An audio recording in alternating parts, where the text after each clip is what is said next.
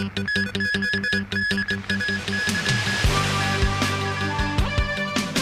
new single-day high of 118 COVID-19 cases in the city.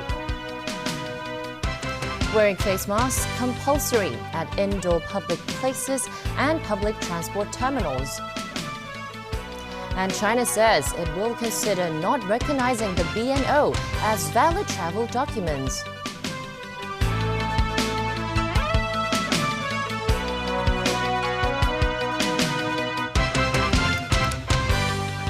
Good evening and welcome. For a second consecutive day, more than 100 COVID-19 cases have been added to the city's infection tally.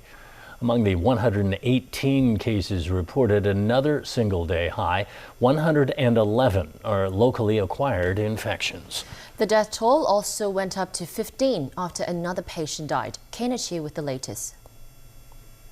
Hong Kong recorded 7 more imported cases today involving arrivals from Japan, India, and the Philippines. Almost 16 times that number, 111 domestic cases continue to plague the city, particularly in eateries and offices. There are also 2 new cases emerging separately from Queen Elizabeth Hospital and St. Teresa's Hospital. Tuen Wan Shan also remained tainted with COVID-19 as cases continued to bubble up from a shopping center in the area. At least 4 more people have fallen sick too after visiting Tao Hung restaurant in Mongkok. Citing safety concerns, all branches of the restaurant chain will be temporarily closed until August 5th, starting this Sunday. A 3rd staff member of the immigration department has tested positive for COVID-19 as well.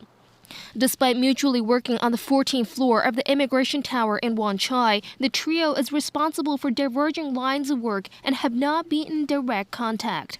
Within the police force, an officer who works at the police headquarters is among the latest to come down with the novel coronavirus. That's in addition to a 36-year-old traffic cop who preliminarily tested positive on Wednesday evening.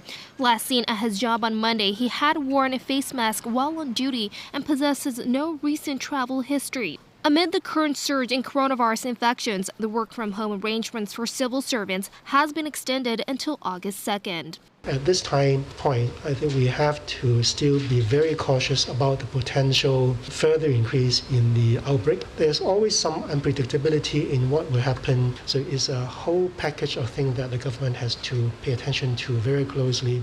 Kana Chu, TVB News. Well, wearing face masks is now compulsory at all indoor public places as well as bus terminals and public transport interchanges. Coming into force today, the measure to help stem the spread of the coronavirus will be in place for 2 weeks. This morning, most of the passengers at bus stops near the Cross Harbour Tunnel in Hong Kong complied with the mask mandate. Still, some chose to take in some fresh air. At the public transport interchange outside Admiralty MTR station, smokers pulled down their masks.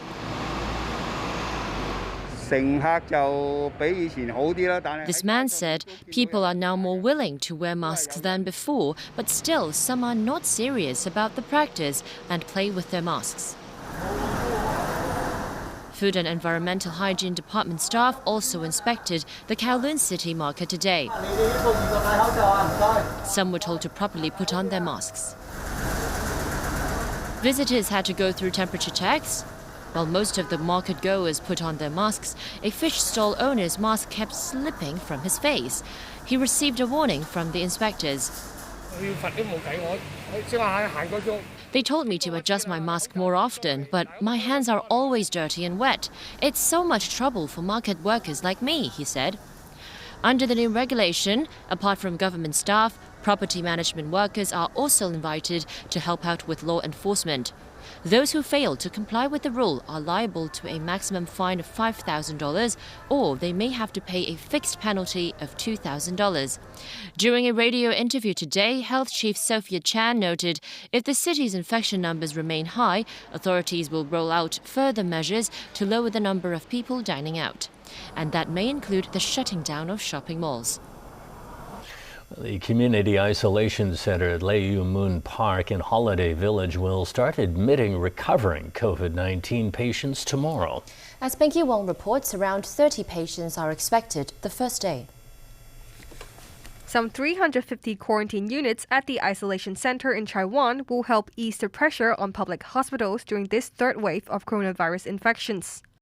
The second-tier bed number nowadays in HA is around 500. I think this number of increase can relieve the pressures of the hospital. And I think because we need a specific criteria for the patients to go to the second-tier ward. And for this third wave, most of the patients are elderly. And actually elderly, we suggest them to be stay in hospital rather than going to a community. The first 30 eligible patients are expected to be transferred tomorrow. They include patients aged 50 or younger with a low viral load, free of symptoms, and can care for themselves. Children, pregnant women, or those on multiple medications will not be considered for transfer. There will be 6 doctors and 23 nurses deployed to the isolation facility during the initial stage. Nurses will have a daily video call with patients to check on their health. Those admitted will be provided with medical equipment. The isolation facility is near Pamela Yut Nedesel Eastern Hospital. Medical professionals at the hospital will provide support to patients at the isolation center when necessary. Pinky Wong, TVB News. Hong Kong doctors want the government to partner with the private sector to boost COVID-19 testing capacity, saying the current testing time of 5 to 7 days isn't good enough. Meanwhile, University of Hong Kong medical expert Gabriel Leung says draconian measures should remain in place for at least a few more weeks to improve the epidemic situation. Haley Joe has more. The Hong Kong Medical Association took aim at the city's COVID-19 testing capacity. It held a press conference this afternoon saying the government's ever-changing guidelines on the enhanced laboratory surveillance program has been confusing the public and private doctors. I don't think we have a very well-formed surveillance program involving the private doctors right now. It's a government scheme that allows private doctors to take samples from patients for free lab testing for COVID-19. But they say there have been issues with sample collection and the size of specimen bottles. They say long turnaround time for COVID-19 testing amid a rising number of cases is another problem. They urge the government to partner with the private sector to boost the testing capacity. If you are tested positive and you have to wait for the private doctor to tell you the result after 5 to 7 days, then you will be walking around disseminating the virus for 5 to 7 days. So you will be spreading the disease instead of getting it controlled. Meanwhile, Gabriel Leung, a University of Hong Kong medical expert, says it'll take at least a few more weeks to see the effects of the latest measures for epidemic control. We shouldn't expect to see a substantial improvement in the daily reported case numbers in the coming week. He's obtained data from the Octopus Cars company to see the impact of tightened social distancing measures on the transmissibility of the epidemic. The Hong Kong people of all age groups have actually really complied with the physical distancing advice and recommendations, such that now they have fallen back to the March level when we had our second wave. But it must be continued, and we must persevere for at least a few more weeks in order to bring the daily number of reported cases down. Haley Zhou, TVB News. The Foreign Ministry in Beijing says it will consider not recognizing British national overseas passports as valid travel documents. The statement comes after the UK confirmed it will offer a pathway to full citizenship for B&O passport holders after they stay there for 6 years. Under the new policy, starting next January, Hong Kong people with B&O status will be able to apply for special visas to live in Britain, a path that could eventually lead towards citizenship. London's decision could eventually allow nearly 3 million Hong Kong residents to settle in the UK. The British Consulate General of Hong Kong said today the immigration route was made following the Chinese government's decision to impose the national security law on Hong Kong. Britain says the law breaches the terms of the handover agreement signed in 1984. During bilateral talks with Germany, the UK's foreign minister said his country is working with Germany and France to make sure the Chinese government is held to account. We want to engage with China. We want a positive relationship with China, but certainly in relation to Hong Kong, and also I would say to Xinjiang, as a leading member of the international community, China must live up to its international obligations and its international responsibilities. German Foreign Minister Heiko Maas said his country, together with France, will implement proposals on China in response to the national security law that are very similar to Britain's position. China's embassy in London said today Britain's new policy is a violation of international law and interferes with China's internal affairs. The embassy urged the UK to look at the national security law objectively and immediately correct its mistakes. On Tuesday, Beijing threatened a forceful counterattack in response to Britain's announcement that it would suspend its extradition treaty with Hong Kong.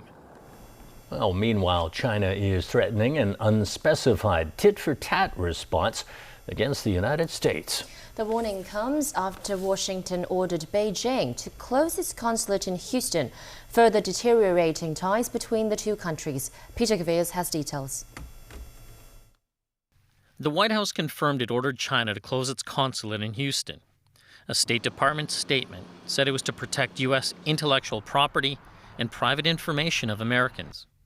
Allegations that those working in the building deny. So if you say something, okay, we have done something wrong, okay, so give us some evidence. Otherwise, we are innocent until you prove that. Tuesday, firefighters were sent to the consulate after reports of a fire inside. The blaze occurred after Washington's orders that the consulate cease operations. It has been long discussed and asserted that the office here in Houston was engaged in inappropriate forms of information gathering and influence operations. It's not necessarily surprising. One would expect foreign governments to be very aggressive in collecting information that would be helpful to their own national interest. The Chinese Foreign Ministry says the allegations of stealing intellectual property are nothing but malicious slander. The Chinese government is set to retaliate, most likely by closing U.S. consulates on the mainland, a move that Washington is also considering. As far as closing additional embassies, it's always possible. You see what's going on. We thought there was a fire in the one that we did close, and everybody said there's a fire, and I guess they were burning documents or burning papers, and I wonder what that's all about.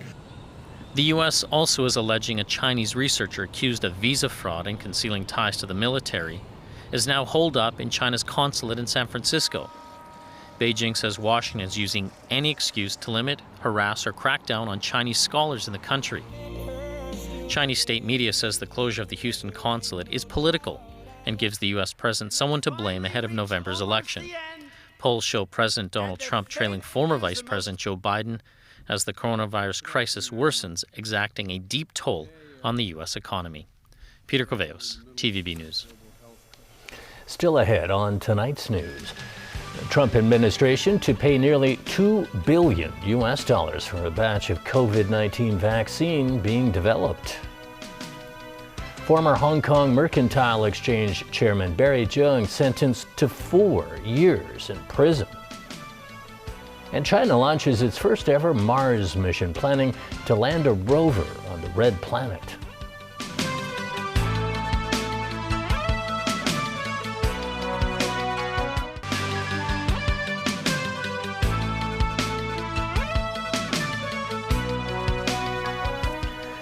Welcome back to TVB News. The U.S. government says it will pay nearly $2 billion to buy 100 million doses of COVID-19 vaccine being developed.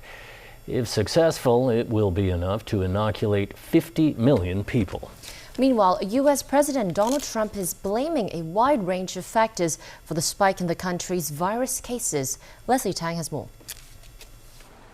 With cases across the Sunbelt states in America continuing to rise, California has now overtaken New York with the number of confirmed COVID-19 cases. The state's infections have topped 409,000. U.S. President Donald Trump is casting a wide net of blame for the nationwide surge. Cases started to rise among young Americans shortly after demonstrations, which you know very well about, which presumably triggered a broader relaxation of mitigation efforts nationwide and a substantial increase in travel also was a cause. Increased gathering on holidays such as Memorial Day, as well as young people closely congregating at bars and probably other places. But there appears to be promising news on the vaccine front. The U.S. government will pay nearly $2 billion to buy 100 million doses of a COVID-19 vaccine being developed by biopharmaceutical firm Pfizer and German biotech BioNTech SE. The deal will go through if the vaccine succeeds in large clinical trials, can be successfully manufactured, and is given the green light by regulators.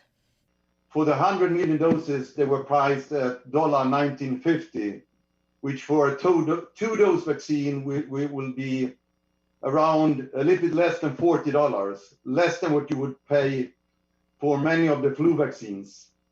And the great thing is that the deal is that the vaccine will be free for American participants, American potential patients.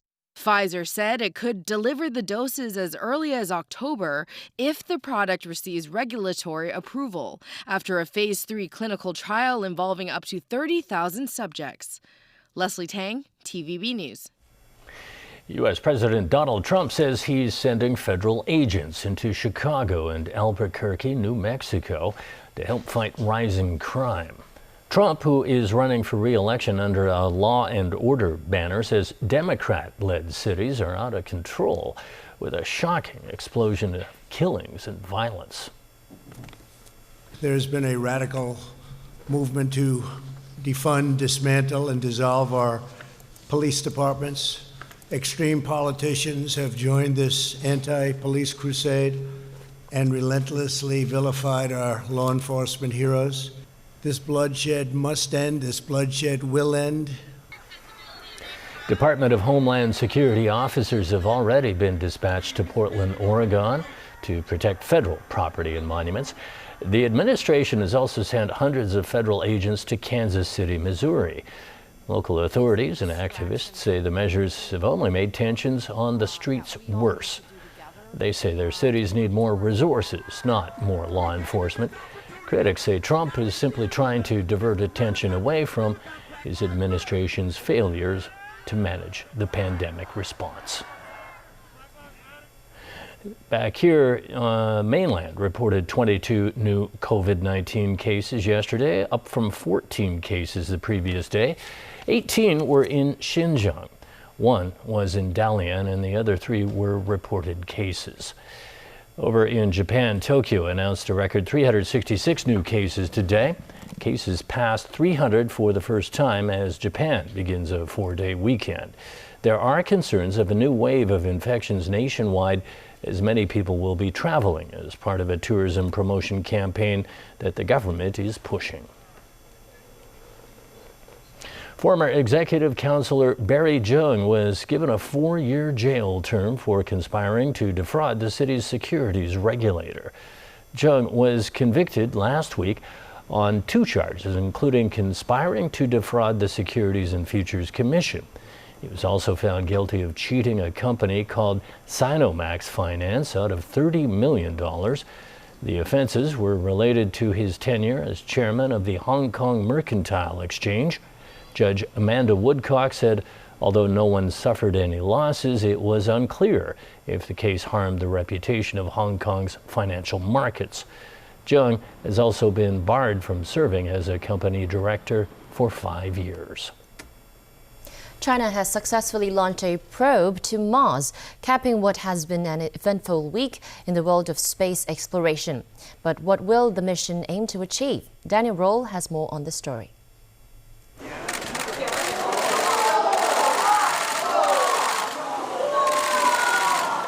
China's Mars probe took off at 12:40 p.m. local time from Wenchang Spaceport on Hainan Island. The vessel, named Tianwen-1, is expected to reach the Red Planet by February. When it lands, a rover will be deployed aiming to study surface conditions while searching for traces of ice and water. Studies regarding atmospheric pressure are also in the pipeline. China had little luck with its only previous attempt to explore Mars. A joint bid with Russia in 2011 ended in disaster, as the spacecraft transporting vital equipment did not manage to exit orbit. China could, however, become the first country to successfully orbit and deploy a rover in its first solo mission, should Tianwen-1's voyage go to plan. A spokesman highlighted potential difficulties that may occur. The probe will orbit Mars for 2.5 years and look for an opportunity to enter its atmosphere and make a soft landing. China, one of the world's established space powers, is not the first country to launch an exploratory mission this week. The UAE's first-ever venture also blasted off Monday. It was part of a government-backed program to diversify the nation's traditionally oil-based economy and to explore the possibility of creating Mars settlements. The US is also set to land a new rover on the planet next week. Dubbed Perseverance, the machine will be the largest rover ever sent to Mars by NASA. Successful space exploration missions could provide valuable political capital for both the US and China, whose relations have soured amid the ongoing pandemic. Daniel Rowell, TVB News. Well, the 2020 Tokyo Olympics marked the one-year countdown to the Games again. The event, like many sporting spectacles, has been delayed due to the coronavirus. With 365 days until the cauldron is lit in the Japanese capital, uncertainty over the Games remains. Organizers in the International Olympic Committee have ruled out another postponement. Instead, if the pandemic continues, they say the event would be canceled completely. The IOC president says the Games offer a sign of optimism. That's the news. Thanks for watching. Good night.